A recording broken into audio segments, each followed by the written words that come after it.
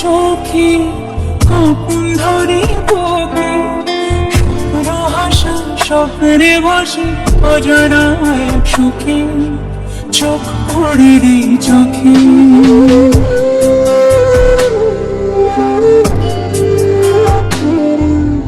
চোখ পড়ে রে চোখে কখন ধরে বুকে শুভ্র হাসায় স্বপ্নে ভাসে অজানা এক সুখে চোখ পড়ে রে চোখে